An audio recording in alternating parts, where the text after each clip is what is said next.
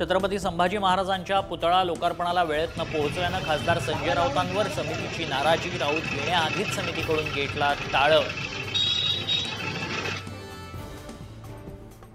सुरतला गेलो तेव्हा मला इंजेक्शन दिलं गेलं. तो हार्ट अटॅक नव्हता, मला जीवे मारण्याचा प्रयत्न झाला. आमदार नितीन देशमुखांचा गौप्यस्फोट.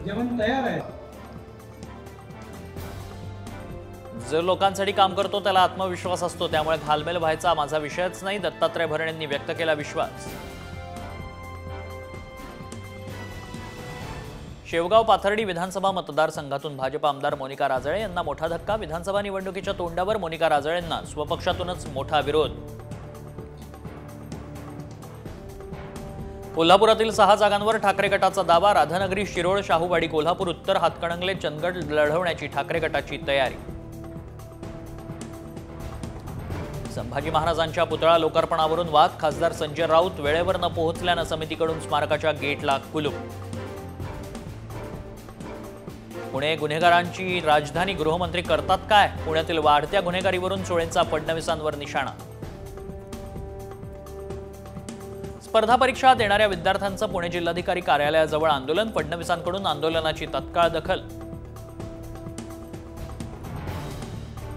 देवेंद्र फडणवीसांच्या विरोधात राज्य निवडणूक आयोगाकडे तक्रार. वोट जिहाद असा शब्द वापरल्याविरोधात काँग्रेसची तक्रार. लोकांना आता बदल पाहिजे. जे धोरण काँग्रेसचं होतं तेच धोरण शेतकऱ्यांच्या बाबतीत भाजपचं आहे. बच्चू कडूंची सरकारवर टीका. मंत्रालयाच्या जाळीवर उड्या मारणाऱ्या आमदारांचा राज ठाकरेंनी घेतला समाचार. महाराष्ट्राच्या राजकारणाची सर्कस करून ठेवली आहे. पोरकट चाळे करणाऱ्यांना झटका जनतेला देण्याची संधी.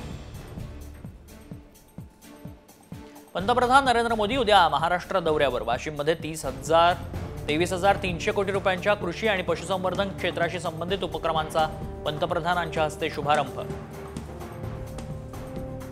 मुख्यमंत्री शिंदेंचा मालेगाव दौरा रद्द. शिंदेंनी फोनवरून दिल्या कार्यक्रमाला शुभेच्छा. राहुल गांधींच्या विमानात तांत्रिक बिघाड झाल्यानं आजचा कोल्हापूर दौरा रद्द. उद्या सकाळी होणार कार्यक्रम. माढ्याचे अजित पवार गटाचे आमदार बबनराव शिंदे सोडणार. अजित पवारांची साथ. बबनरावांचे पुत्र रणजित शिंदे अपक्ष निवडणुकीच्या रिंगणात.